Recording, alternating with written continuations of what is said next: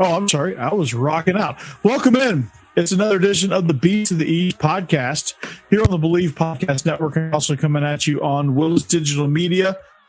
I'm Corey Burton. Joining me is the voice of the Forest Rockets. It is Mr. Craig Ladd. What's up, Craig? Corey, well, I'm glad to be back. Feeling better. This has been that's good. Those allergies are killing you, man. I won't say deadly, but it's been a bad season for me in the allergies. Mm-hmm.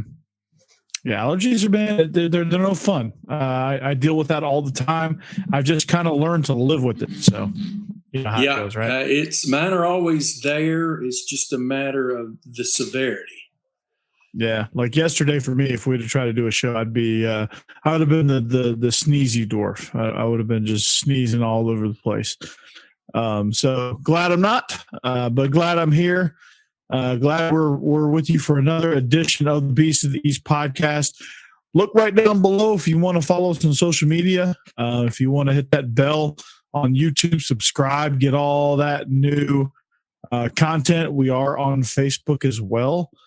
You can find us at Positively Ole Miss, the home of the Palmcast. And then Craig and I will also share the feed as well. Of course, we are brought to you by betonline.ag. We are back and better than ever, and all eyes are on the gridiron as teams are back for another football season. And we got baseball playoffs coming up too. As always, BetOnline is your number one spot for all college and pro football action this season. That's right. I thought I said it wrong, but I didn't. With the new updated site and interface, even more odds, props, and contests, BetOnline continues to be the number one source for everything football. So head to the website. You can use your mobile device to sign up today and receive your 50% welcome bonus on your first deposit. But don't forget to use that promo code BELIEVE to receive that bonus. From football, basketball, boxing, right to your favorite Vegas casino games. Personally, I'm a blackjack guy. Don't wait to take advantage of the amazing offers available for the 2021 season. BetOnline is the fastest and easiest way to bet all of your favorite sports. BetOnline, it's where the game starts. So, some interesting things here. We'll dive in. We'll be the beast of the AL and NL East. No. So here's some odds coming out for the playoffs. You have some odds on the AL wildcard game. You can take the Yankees minus 117. You can take the Red Sox plus 107, and the over-under set to 8 runs. If you're feeling froggy about the NL wildcard, Dodgers Cardinals. Cardinals are plus 189 on the money line. Dodgers are minus 207 on the money line, and the over-under is combined 7.5 runs. You can also make future bets on who wins the AL and NL pennant. Right now, your favorite to win the NL pennant are the wild card Dodgers at plus 180, and the Houston Astros at plus 225 in the American League. And then the Dodgers are the favorite to win the World Series at plus 375. Any guess on where the Braves are? Oh, sorry. Any guess what the Braves are? Yeah. I don't have one. I'm sorry. I don't get into that stuff. I'm more. You don't get into baseball, yeah. No. I get into baseball. Okay. The odds part of it is, since BetOnline came on board as our sponsor, I've been kind of learning about some of this betting stuff. So I've never really known much about sports betting until just now. So I'm still learning too. And yes, the chat is alive and well. Welcome, Guy. 56K. I'm lagging, brother. I don't know what else to say. I don't know why I'm lagging, but whatever. Somebody picked up the phone line, but so we got a great show for you guys today. Lots of great things to talk about. I'm sure that Tennessee game, Craig, was something that you would enjoy talking about for sure. No doubt, a shocker. That's all I have to say. Shocking. They were a 3-point underdog going into that game. That was the bet of the year so far. I mean, there was never any doubt. That was a snoozer if you bet on if you took Tennessee in the points. Absolutely, man. It was crazy. It seemed like, we all kind of took Tennessee. I don't think any of us really ever bought Missouri, but to think that Tennessee would throw up a 62 burger is completely shocking to me. I mean, Tyon Evans broke that 92-yard run, and I was like, man, this is going to be Route City here. There were just gaping holes, Corey, that, guys are, 10 yards down the field before they're even touched. I don't even know if Evans was touched at all on that 92-yard run. I don't know that he was touched all day long. It was, like I said, I was amazed, even, Linkeith Whitehead, who's not Linneath Whitehead, who's not seen the time of day, he even rushes for 70-something yards. It was just amazing. I was totally surprised by the way they just dominated that game. Yeah, no doubt. I mean, it was from start to finish. Missouri never really had a chance. The defense got after it. The run game kind of took the momentum, and Hendon Hooker was 15 of 19 for 225 and 3 touchdowns, and he also had 80 yards on the ground as well. A super performance out of the quarterback. You knew he was the answer. I mean, had he, Craig, we didn't get a chance to talk about this last week, but had he stayed healthy against Florida, I don't know if they win that game, but man, it's interesting. Yeah, he has really come into his own, Corey. He's looked better and better each week, and then last week he was terrific. Really had command of the offense, made great reads, and if he continues to play this well, Tennessee is they're going to surprise some people, and who knows if they, maybe 7 wins in there, maybe 8 wins in there. Who knows? I don't expect that to happen, but you never know. On paper, that Ole Miss game, I foresaw, oh man, they'll get killed, and I'm not so sure now. That game's going to be in Knoxville, and I'm not so sure. Tennessee's going to use the same formula that Alabama did, and that's try to run the ball, and keep that offense off the field. Yeah, absolutely, and that's that's the way to do it. I mean, apparently the goal is to stop them on 4th down with Alabama. Kiffin's going to go for it and be objective, but. I really like Tennessee's game plan. I really like their aggressiveness, and I've said from Jump Street that Tennessee was going to be a lot better than everybody was giving them credit for, or lack thereof, I guess you should say. A lot of people are like, "Oh, Tennessee's going to finish last," and Vanderbilt's going to get it together. And boy, were they wrong. I misjudged Vanderbilt a little bit. I said they were going to finish second to last, but they might be the worst team in all of FBS. And maybe even FCS too, but you maybe throw an FCS in there too. So Vanderbilt was awful. But Tennessee, I thought they'd be middle of the pack. I thought they would do well and have some games where you're very impressed, but they didn't quite pull out the victory. But man, at one point, I didn't think Tennessee could score 62 points in practice against air. Well, I have to agree with you. I think too. I think I underestimated the problems that the speed of that offense brings, and I'm not necessarily talking about the speed of the players. I'm just talking about the speed of each play. It really throws your defense out of kilter. You don't have time to substitute.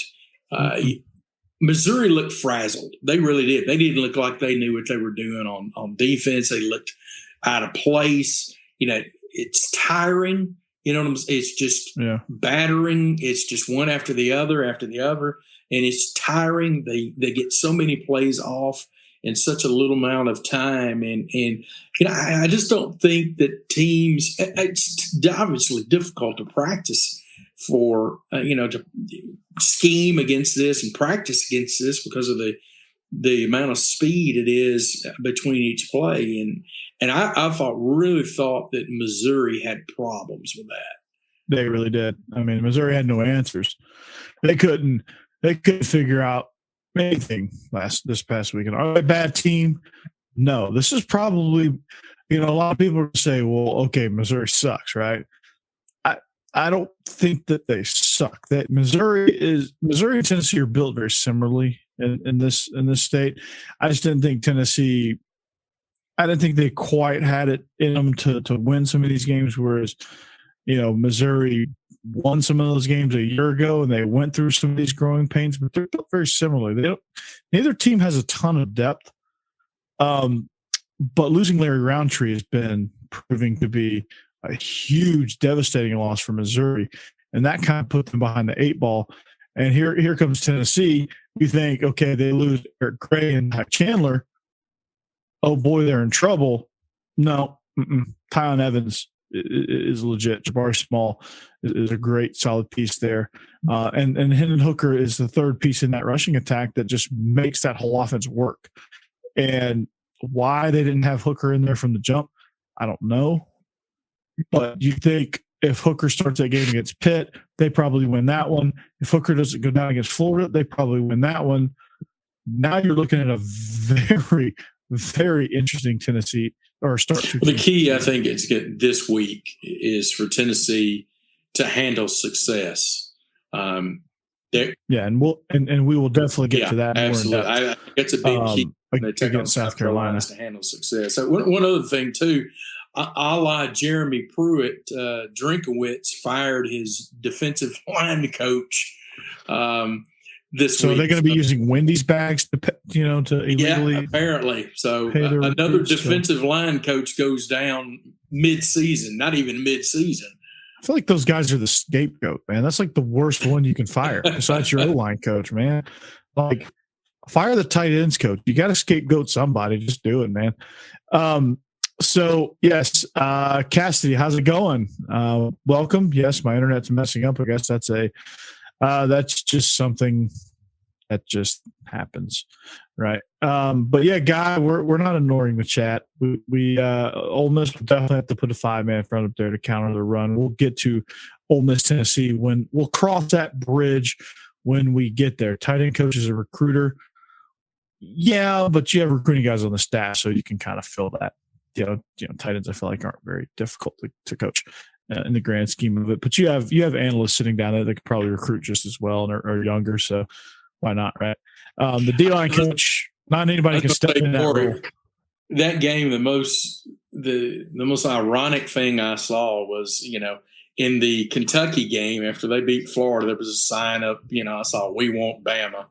Well, in the Missouri game, I don't know if you saw this, but some student held up a sign, "We want Vandy." So I thought that is hilarious. That was very how ironic. I love that. What a difference.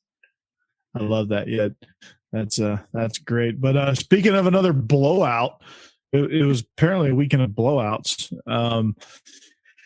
Georgia Auburn. That's this weekend. Georgia Arkansas. Arkansas comes in as the 8th ranked team. A lot of people are saying they're going to cover the spread, and I went ahead and picked Georgia just because I was going to pick Georgia until they didn't cover a spread. I was like, I just have a feeling they're going to. I had one of those feelings that they're going to cover this thing. And here they come. They trot out there with Stetson Bennett, the mailman, and he delivers yet again. They didn't really ask him to do a whole lot. They just pounded him into submission. The first drive was a bad Bowman Craig, 2 false starts in the first series, and then followed by a sack. And then, what was it? 2-3 series later, they had to block punt for a touchdown deep in the end zone. It was just a disastrous start that they could never recover from. A lot of people are saying, and I'm going to ask you this, is it that Georgia is that good, or are we overselling Arkansas a little bit?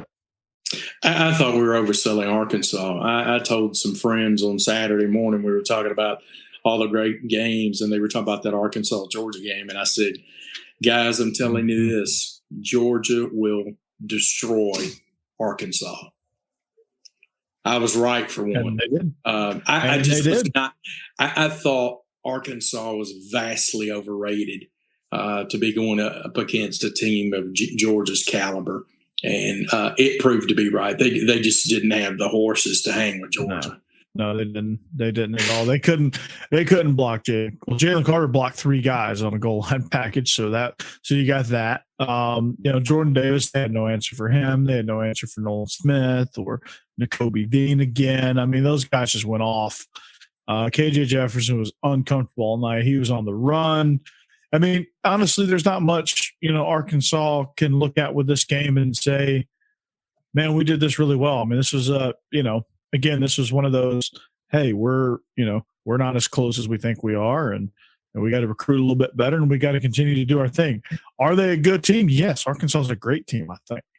I thought we were overselling them at this point. I didn't think they were ready to be in the top 10. Ole Miss should have been in that spot over Arkansas. I thought Ole Miss was more of a number 8 team than Arkansas was. I think Arkansas is about a, 18 to 22 type team. We're really good.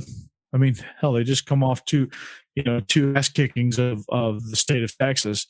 That's never a bad thing. So, but yeah, they're averaging 4 points per game. They've only given up 3 points in their 2 top 10 matchups. That's freaking scary. They still haven't given up a touchdown. They gave up that field goal. They still haven't given up a touchdown.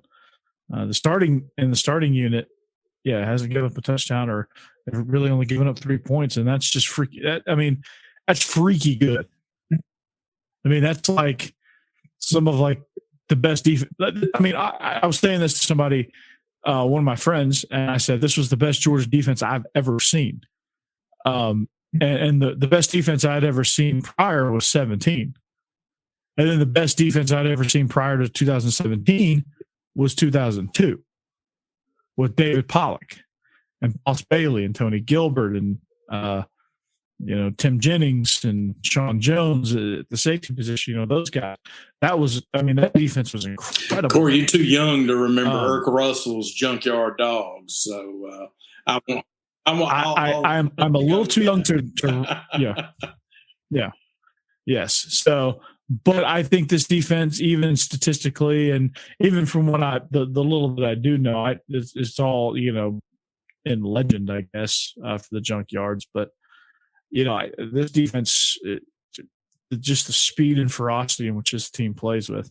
Well, we talked about the beginning of the year when we were going during the preseason that their front 7 was just going to be terrific, and they have held serve and been better. I think been better than I expected, to be quite honest with you. No way I thought that they would be this dominating. I thought they would be very, very good. Don't get me wrong, but to be only allowing 4 points a game is incredible, considering the schedule they played. And as you said, 2 top 10 teams. It's phenomenal.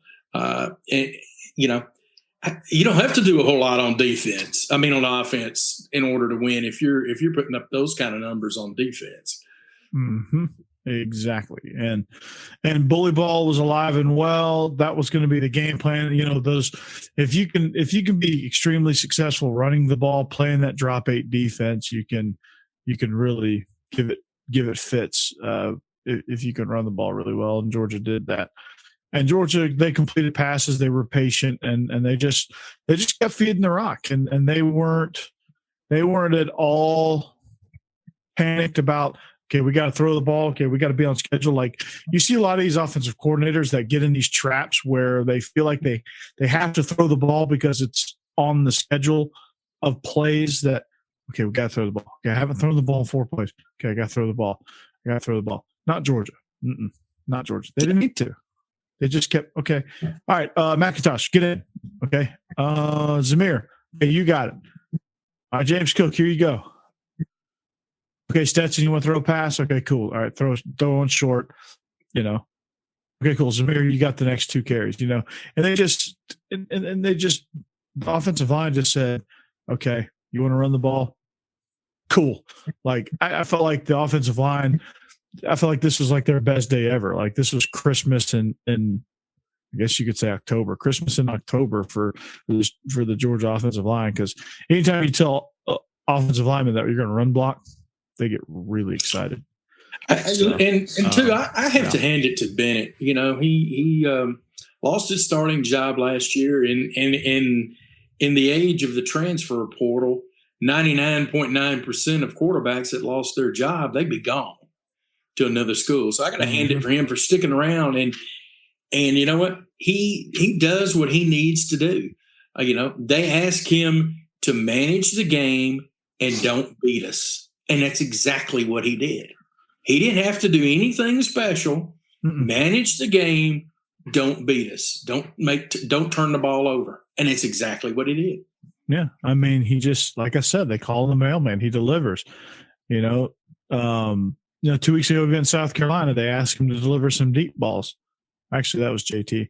Against UAB, they asked him to deliver. He delivers 5 touchdown shots, 5 bombs. He went 5 for 5 with 5 bombs.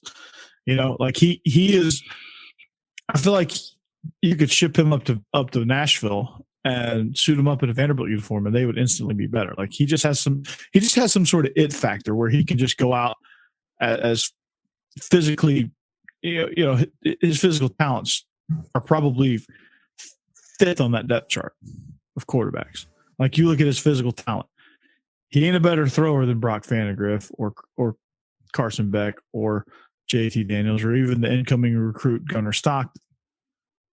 Okay. Obviously, he doesn't have the stature of any of those guys. He doesn't have the foot speed of any of those guys, although he can run really well. JT probably has the worst foot speed of that group. So he just has this moxie and this it factor about him that he's ultra competitive. He's going to do whatever he needs to do. And he's just gutsy, man. And that's what you need. And the guys rally around that. So we're in good hands with Stetson. We're in even better hands with JT, but we're in pretty good hands with Stetson. So if JT can't get this lat issue fixed, then we'll be okay with Stetson. Stetson is good enough. He can beat some of these teams. And again, with this defense playing insanely awesome, which is not going to last forever, so we better enjoy it while it does. It's going to be good. So another matchup with Auburn. We'll talk about that here in a little while. We'll get to that. We'll get to the Tennessee-South Carolina game as well. But Florida and Kentucky, man, I had Kentucky buried. Why? Because they have turnover issues. But here they come. They had a 2013 victory. Defense came through. The offense came through when they needed. It was very much one of those games where Florida goes up and, it's a very low-scoring affair for a long time. But Kentucky, man, huge, huge win. First time since 1986 that they have that they have beat Florida in Lexington. How insane is that? And this game was phenomenal. It was. It was a good ball game. I watched the blocked the field entire goal. game. And that's a highlight I could see on. Yeah. I could watch that on loop. Yeah, Kentucky made plays when they had to make plays, and that included the end of the game. What was that? They had the ball 1st and goal at the 5 and couldn't punch it in. Florida did at the end of the game. So, they made plays when they had to make them. The fact, you talk about betting on stuff. I thought that was the bet of the day, was Kentucky getting 8 points at home against Florida. I thought that was way too much. I thought that was the bet of the game, bet of the week. And it proved to be right. I get it because of the stat you just said a while ago, but I just thought Kentucky, I think people have underestimated Kentucky and the talent that they have. When you can run the ball, Corey, it solves a lot of problems you have on offense. It makes the play calling a lot easier. Yeah, that's right. If you've got a suspect quarterback, you can run the ball. I mean, that takes a lot of problems away, and they can run the football. Yeah, play calls from 2nd and 5 and below are a lot easier than 2nd and 10. Of course, you're going to run into some 2nd and 10s. You're never going to completely avoid that, but if you can, that's called staying ahead of the chains. And if you can stay ahead of the chains, you have more of the playbook at your disposal. Like 2nd and 2 is a perfect shot play, and they're going to get those opportunities. But to me, what had concerned me coming into this game was Kentucky not being able to take care of the football. And so I think when they did, and they actually caused more havoc on Florida than they did on themselves. And like I said, that blocked field goal was something that kind of turned the tide for them a little bit. And then, of course, Chris Rodriguez doing what Chris Rodriguez does. And I was very impressed kind of with their game plan. They were very aggressive in what they did.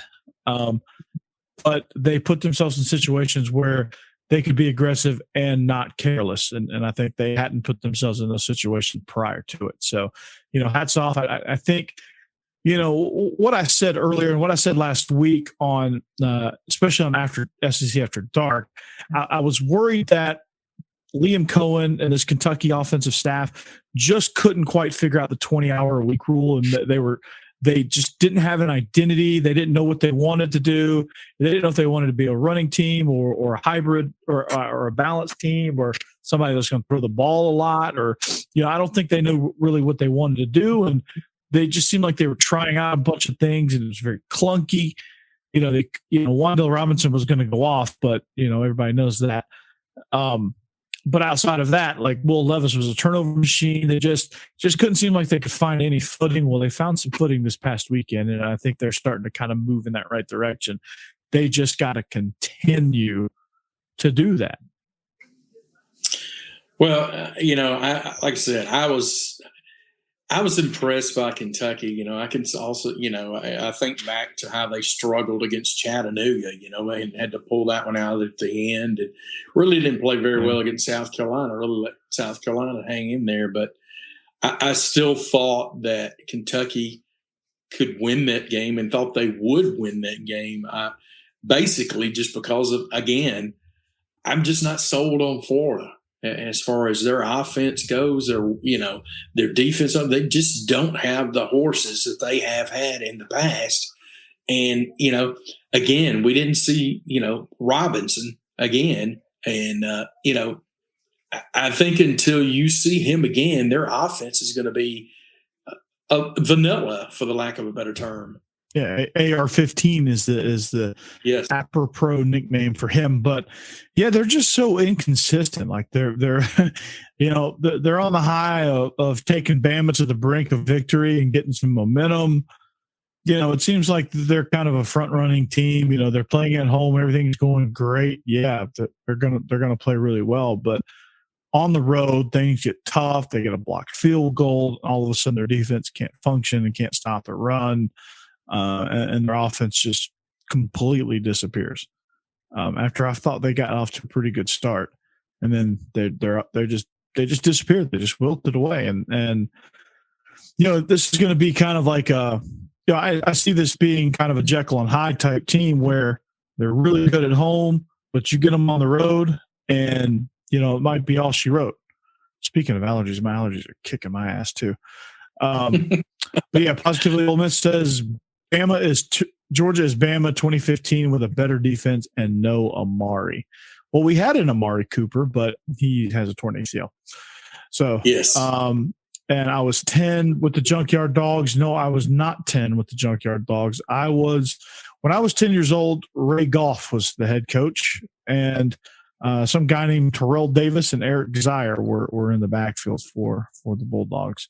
And I don't remember most of that. I really wasn't watching college football like that. I was outside mimicking college football, but I didn't know who was who and what was what at that point. I was still trying to figure it out. A lot of people say they did, but I was out there playing it and doing imaginary stuff. So, and watching my cartoons on Saturday morning and not really caring about what was on the TV and just going out and getting my clothes dirty. I saw Cassius Ware nearly kill Eric Zaire. You probably saw a lot of people nearly kill Eric Zaire while he was at Georgia because he wasn't very well protected. Is what I gather. So, but yeah, so huge win for Kentucky, and as we put a bow on week 4. I want to give a shout out to the Michigan Wolverines. They're 5-0. Somehow Oklahoma remains 5-0. I don't get that.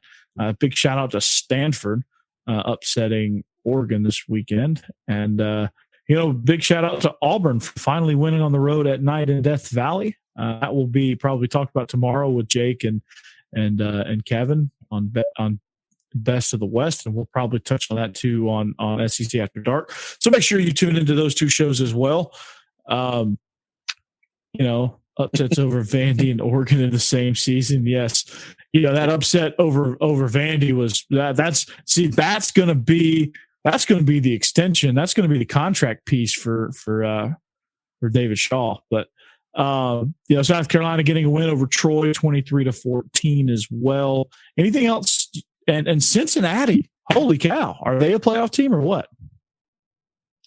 That was impressive. Didn't break my heart to see them crush Notre Dame by any stretch.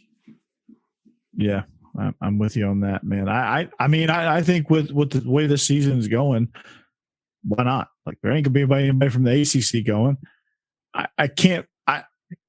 It's hard to believe. It's hard to believe that Oklahoma is going to get past Texas this weekend. I think Texas might slip up and get them. I agree with you. With me saying that, now you should go put all your money on Oklahoma. So they agree. Just do the opposite, right? When it comes to if you're doing betting, do the opposite. So, and they absolutely would be a 3 seed right now. Oregon ain't getting in. Nobody from the Pac-12 is getting in. I don't think Ohio State's going to get in. Michigan, if they continue to run the table, will probably get in. But maybe. Iowa definitely not. I don't know. I don't know who's going to get in. This will be interesting. But I saw a comment down the list there. Cassie, I didn't forget about you. Let's just hope. Let's talk about how much of what make really of Urban Meyer, his weekend shenanigans before we get into week 5, talking about going around the NFL and being the beast of the, I guess you call it the AFC South, of the AFC South. Go. What do you make of this whole Urban Meyer situation? Not very smart, to say the least. Not very smart to be caught in that situation. And this day and age, if you are a celebrity, you got to be extremely careful about what you do, because everyone has a camera. You do anything remotely out of the norm, and it's going on social media, and that's what happened to him. Oh yeah, I mean, people are dying to put your face on social media. I mean, Craig, you and I could probably go out and nobody would know the difference. But if you're Urban Meyer and you've had national championships at 2 different stops in college, at major college football programs, and you go back to one of those towns, you don't think that people have their little phones out going, yeah, it's Urban Meyer. And you're at the restaurant that you own that has your name. Yeah, and some little college girl is dancing in your lap. What do you think happened? What do you think that's where it stopped? Honestly, they're both drunk. Do you think that's where that stopped? Probably not. And he would be buried 6 feet of the ground if I was his wife, says Cassidy. Yes. So what do you think? So Cassidy, what do you think Shelley Meyer thinking right now? Like, what do you like this is a national story, and you can't get away from it. I'm sure they talked about I don't watch the Today Show, but I'm sure they talked about it even on the Today Show about Urban Meyer. Our health problems in the office. He's on. Yes, he's going to have a heart attack for multiple reasons. That young blonde's going to give him a lot of heart attacks. His liver might go out now, considering how hammered he was. So it's crazy, man. Like, Yeah, Urban Meyer. What a clown show. He's probably he might be one of the skeeziest people I've ever seen. Like he's got to be right to do this. Yeah, well, again, you just can't afford to be a part of anything remotely controversial nowadays, because if you are, it's going to be twisted either one way or another, and either way, you're going to look bad. Period. Yeah, there's no good way to spin if you're a married guy, some blonde dancing in your lap and your hand looks like it's underneath. Like there was some more. It looked like there was more going on there than just she just happened to be dancing on him, and it was some out of context picture. There ain't no way. Like how comfortable he was with that. That probably wasn't the first time that ever happened. There's a lot to be gathered from that, and so I don't know. I just thought it was interesting. Thought maybe you would, you and your buddy Urban would, maybe you could talk about him, a little bit. So no Urban fan here. Yeah, no, we ain't perfect with that. Yeah, yeah, we ain't perfect, but yes, no, that is not right. Yeah, we all make mistakes. That's not a mistake. What he did, that was not a mistake. That was not if you're that comfortable and and you're very much aware of your popularity and you're still like, no matter how drunk you are, there's always that voice deep inside your head saying, nope, can't do that. Eject. Get away. Come on now. Yeah. No, that's not right. He ain't wired the same. Just look at how we recruited his Florida teams. Just convict after convict. Literal convicts. But anyway, I digress. Let's talk week 6. Speaking of Urban Meyer, the Gators have a tough one lined up. They kick off against Vanderbilt. Florida is 38-point favorites at home. Anything of note in this game? This is a get well game for Florida. You're exactly right. Anything of note? I lay the 38. How's that? There you go. Lay the points. I lay the 38 because of course they've had trouble. They've had trouble. They've had trouble covering against South Florida, who was bad. But is Vanderbilt a whole new level of pathetic? I think they're going to struggle to score any points. Period.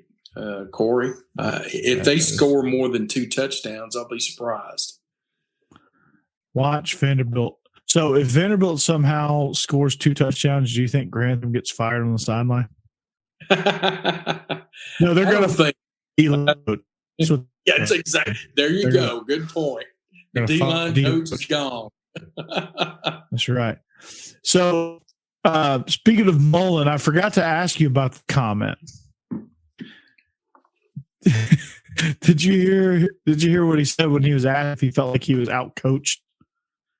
He said, yeah, we got 380 yards of offense, and they only got 211. Are you kidding me? Like he acted like that was like the end-all, be-all. That's like saying, yeah, they may have won the war, but we won the battle. Yeah. Yeah. I don't remember you getting any points for outgaining your opponent. Did they change that this year? I missed something. I think we both missed it then, probably. Yeah, he always does that. Yeah, doesn't make it any less annoying. Yeah, they scored in the third quarter. Yeah, he's just and Steve, I saw your tweet earlier about the whole Mississippi State Ole Miss thing tying in Dan Mullen and Georgia. Mullen and Kirby hate each other. So, yes. Is this going to be the Steve Willis voice of God coming It in? might be. Can you hear me? Oh, yeah. Here we go. Now, don't put yourself on camera because it's got to be voice of God. Yeah, I'm fine. What you got? So the tweet you sent out about the Ole Miss Mississippi State rivalry and the whole Dan Mullen thing and how Georgia Florida's turning into that. Yeah, Interesting. Yeah, way back when Dan Mullen got hired at Mississippi State and he coached in 2009 and he defeated Houston Nutt, it kind of launched early on, and it became so toxic, and basically it was so grievance driven. Like, they feed on inferiority complexes and people react off of that, and that just resulted in it getting worse and worse and worse. And literally by 2016 and 2017, when Ole Miss went to the Sugar Bowl, that was it. It was time to write books about what was going on. It was time to try and piggyback on a ULL investigation to get information and do what you have to do. And it just became really underhanded. And honestly, that's why Dan Mullen got out of there. Yeah, I don't blame him on that. But yeah, he seems like a very, very petty person. And Kirby just loves just rubbing it in, and Kirby just loves beating him.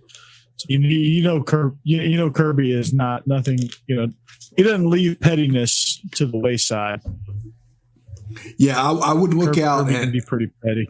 I would pay attention to see if there were billboards start going up or something like that to try and one up the other person reacting, and you'll know that it is going down that road, because it's definitely going down that road. And I think the Florida fan base is taking on his personality.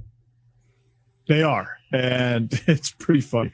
So hopefully they give him a lifetime extension, and I hope they give Grantham a lifetime extension as defensive coordinator. That'd be great. So, but they take on Vanderbilt. This is a very, very much a get well game for them, or Vandy could cover. Who knows? They have trouble covering. But Tennessee, South Carolina, chance for Tennessee to get 2 in a row. Craig, do they? Yeah. We asked this question earlier. Do they manage success? Can they handle a little bit of success? That's going to be the $64,000 question, Corey, whether or not they can handle the success of that huge win against South Carolina, or, can they be humble and continue to improve? Those are all things that Heupel has had to battle with and will battle with this week. It scares me a little bit just because of the fact that they're, they were the king of the hill, for the lack of a better term, this week with their showing against Missouri. Sort of worries me a little bit that they will not be as grounded as they should be against South Carolina. With that being said, though, I think Tennessee has better talent than South Carolina, and I think they will end up winning that ball game by like 14 points. I think at least 14. Well, the spread is minus 10.5. So if you're a betting man, you may want to lay the points there as well. I've been really impressed with this Tennessee team, and this is probably the most I've ever talked good about Tennessee. So maybe I should shut up. Is Tennessee wearing black against Ole Miss or South Carolina? Probably against South Carolina, so they get that W. But no, I think it's Tennessee, if they can continue to run the ball. I mean, Georgia has shown, and other teams have shown, that the blueprint to beat this South Carolina defense is to run the ball, and running the ball sets up deep shots, which South Carolina is also susceptible to. So if Hendon Hooker can prove a big time threat in the run game himself, that can never hurt. I mean, it gives you an extra blocker, it gives you an extra somebody you have to defend. OU Texas is this weekend. Yeah, that's I guess we could consider that a SEC game. So we'll talk about that here in a minute too. But for Tennessee, yeah, just continue doing what you're doing. Feed Tyon Evans, find some deep shots, and defensively, it shouldn't be if you shut down Josh Vann and you limit Kevin Harris's impact.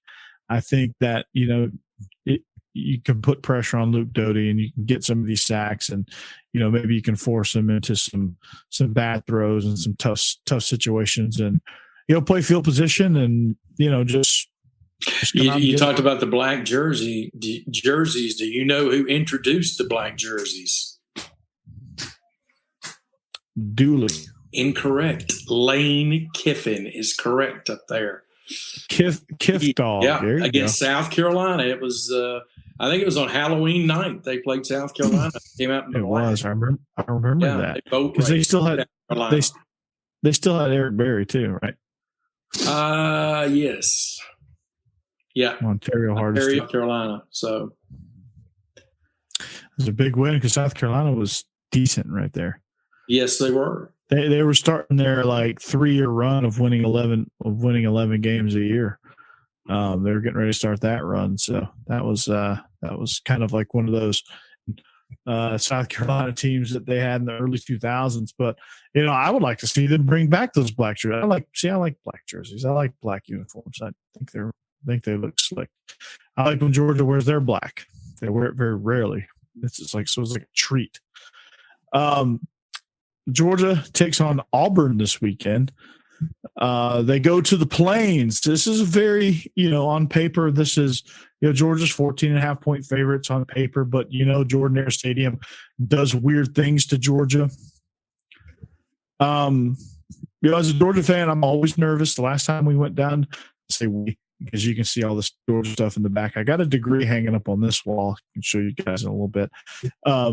That tells you I can say we. But the last time Georgia went down there as, they're presumed the number one team in the country. But last time they went down there highly ranked, they got their tails kicked. And that was 2017, where they got revenge later on. But that was probably one of Jake Fromm's worst games. They just couldn't do anything right. They kept turning the ball over. Field position was a nightmare. They couldn't, they couldn't stop Kerryon Johnson. I mean, it was a brutal game. But that was a November game. That was a late game. Auburn was, Auburn's usually a lot better, or at least under Gus Malzahn. They usually, you didn't want to play them in November. You wanted to play them if you wanted to get Auburn, you got it in September. And I don't know what this Auburn team is going to be like. Bo Nix is kind of all over the place. They haven't run the ball as well as I thought they were going to. But they played really well against LSU, came back and won. Bo Nix did some things that you just sat back and said, wow, really? But what do you think of this game? Is it going to be another Georgia rout? Do I need to buy into the fact that Jordan-Hare Stadium is a factor in this matchup? I think it will be a factor in this matchup, Corey. I think they're going to early on Auburn. It's the 2:30 CBS game, Cassidy. Yeah. Auburn is going to be a really hyped. So Georgia's going to have to withstand the early flood of emotions from Auburn and all of that. But I think that in the end, I think Georgia will end up covering the spread on this and winning the ball game. Now, I don't think it's going to be 37-0 by any stretch. This will be a little closer, and probably I think at the end they maybe pull away a little bit. I think this game has a possibility of being a touchdown to 10-point game throughout the game. But I think in the end, Georgia pulls it out fourth quarter. Yeah, and covers the spread. Yeah, I kind of see that. I think it should be a 10-point game for a long time. I think Georgia's going to jump out early. Auburn's going to kind of get into it in the second quarter. Georgia hadn't been very, very good in the second quarter. That was Vandy's best quarter in that game. Arkansas started to get a little footing, maybe a little bit, not much. But, for Auburn, it's going to be, we say this every week. I sound like a broken record. It's going to come down to the quarterback position. Does Bo Nix still have that magic left in him? Is he reinvigorated, or was that just a special occasion and he's going to go back to being bad Bo, and they're going to bring in TJ Finley? And I think if they have to make a quarterback change, it ain't going to bode well for him. If they have to make a quarterback change mid-game, it very well could be a 42-7 type ball game. Georgia's not going to give you much. They're not going to give you any wiggle room. So if you're going to struggle at the quarterback position, it's going to be a long day for you. And, Auburn, they still have that lucky horseshoe. It's jammed squarely, where. And I think that, Georgia's going to have to surgically remove that thing. And they very well possibly could. This game could be, this game could be very well be a 48-45-7 game, or it could be a 27-24 game where Georgia has to get a big fourth down stop like they did 2 years ago when the last time it was in Auburn.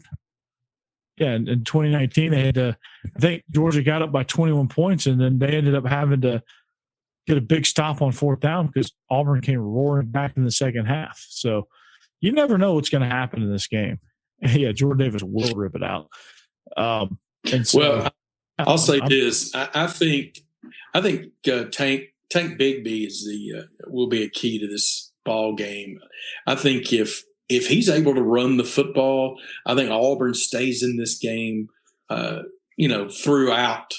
But if Georgia's able to make Auburn one-dimensional and everything is falling on Nix's shoulders, that's disastrous. It could end up being ugly. And that's got to be the game plan for Georgia.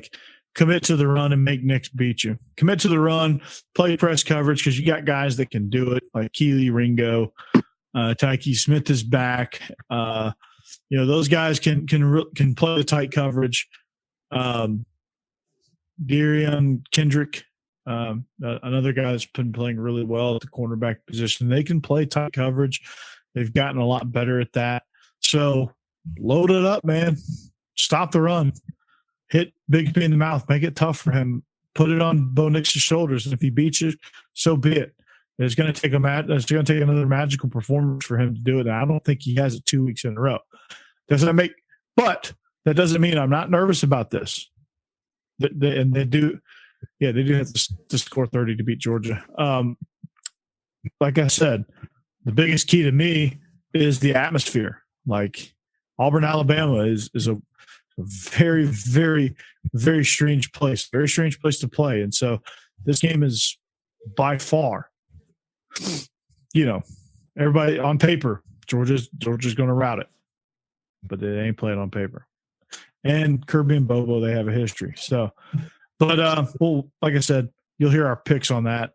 Craig, I'll read your picks on SEC After Dark. So I'll give you some time to think about that. North Texas, Missouri, not much to do about that one. LSU travels to the Grocery Bag to take on Kentucky. Can Kentucky repeat their performance? Can they continue to get a little bit better? After watching them play, I think they can. They showed me that they're heading in the right direction. This was a bit of a crossroads for them this past weekend. I think they chose the right path. I think they're starting to find their identity. I think they're starting to find themselves a little bit, find a little rhythm.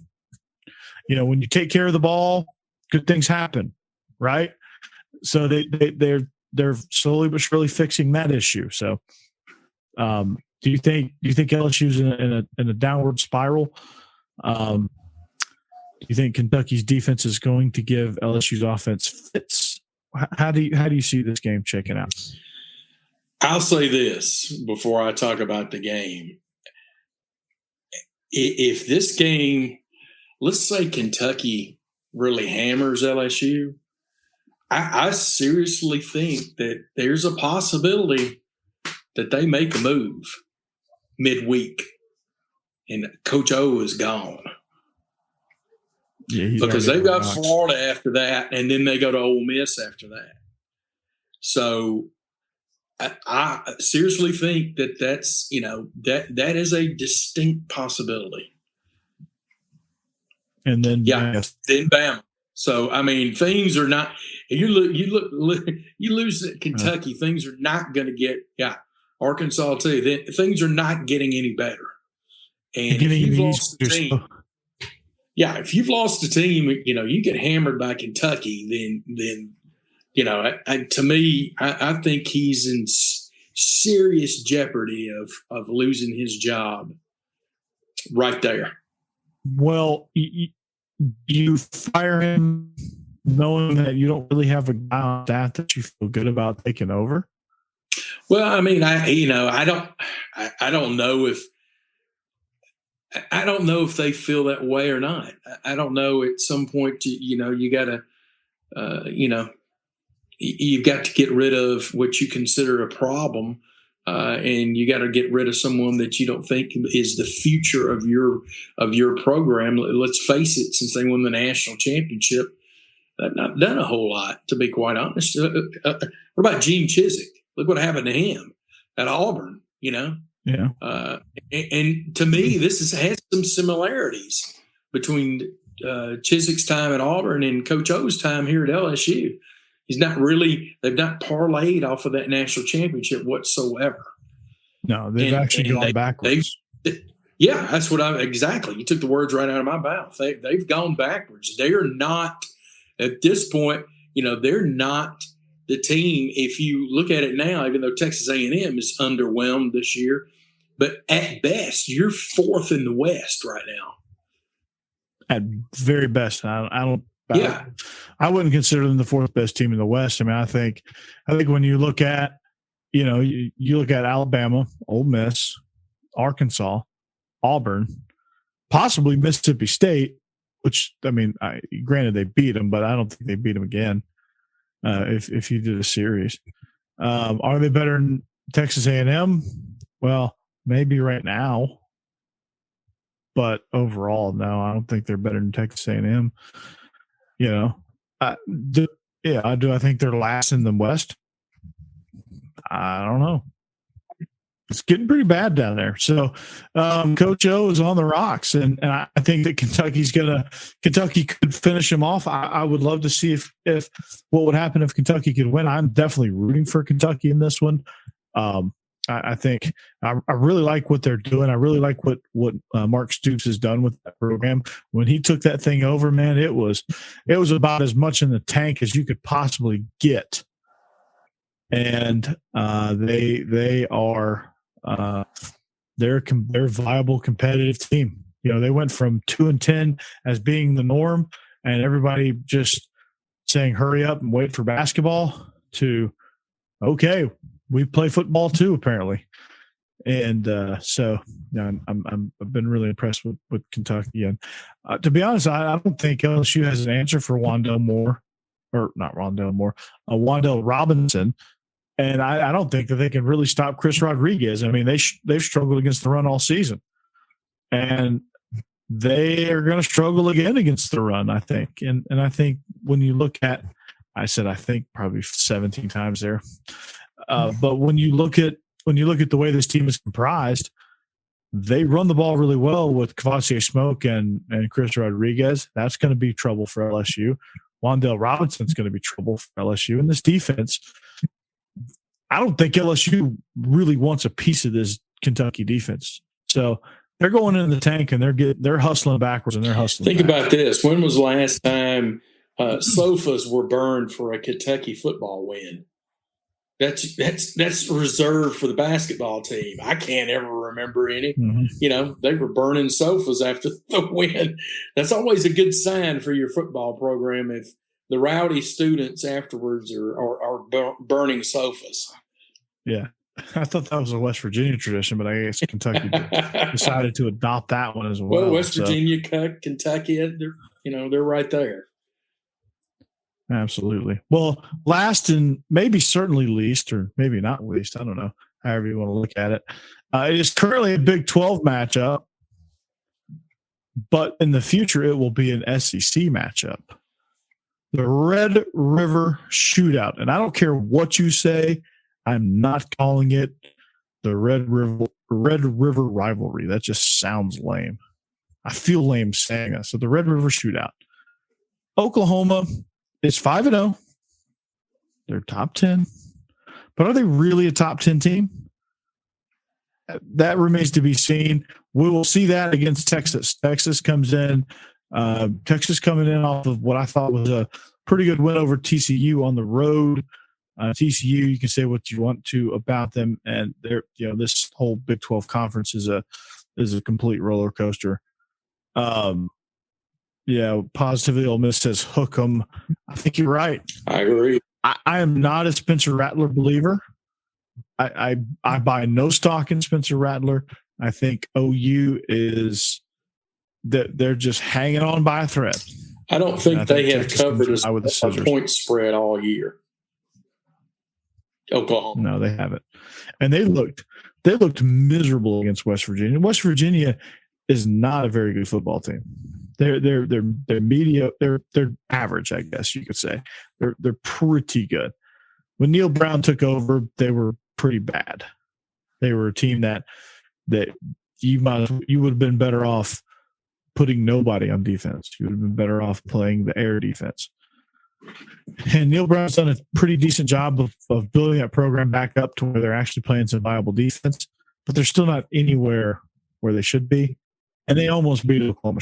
They outplayed Oklahoma. They should have beat Oklahoma. They just couldn't finish the game. Clemson and Oklahoma are 0-8 against the spread.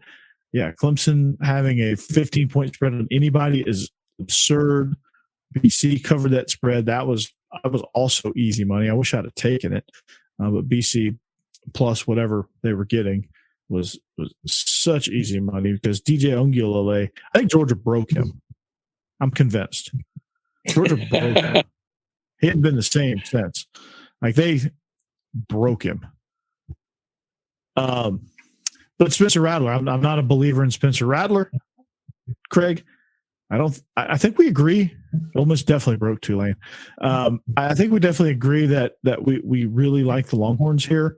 I think they're going to slip up and get them. I mean, I picked Texas as my dark horse in the Big 12. They're a really good, well-constructed football team. I like Colin Thompson. I really like Bijan Robinson. I just think they play extremely hard on defense. They're creative with their play calls, and they're just you look at statistics, and it may or may not jump off the page at you, but you watch them play, they certainly pass the eye test for sure. Yeah, I think Texas not only covers the spread, but they win this football game. I think they're on an upward climb. I think since the Arkansas defeat, they've played much better. And I'm like you. I don't see that from Oklahoma.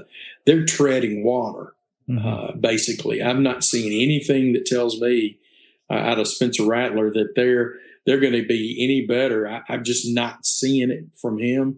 I don't know at what point Lincoln Riley decides to go with another quarterback. Maybe it's going to take a loss. Obviously, it's kind of hard to change quarterbacks if you're undefeated. But that could be if they're getting popped a little bit in this ball game, he may make the move.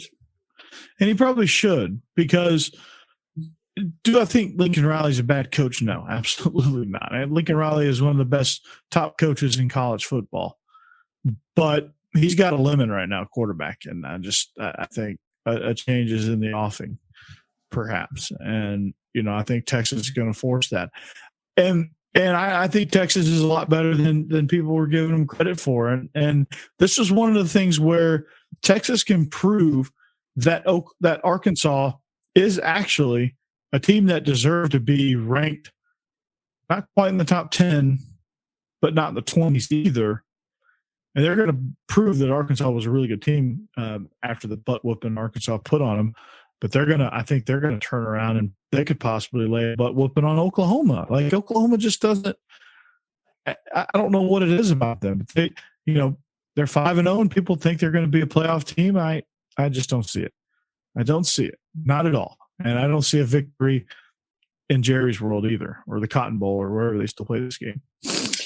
I really like Bijan Robinson. I think he's one of the top running backs in college football. He is special. He's one of my favorites. He can cut on the dime. He can really, he's very shifty.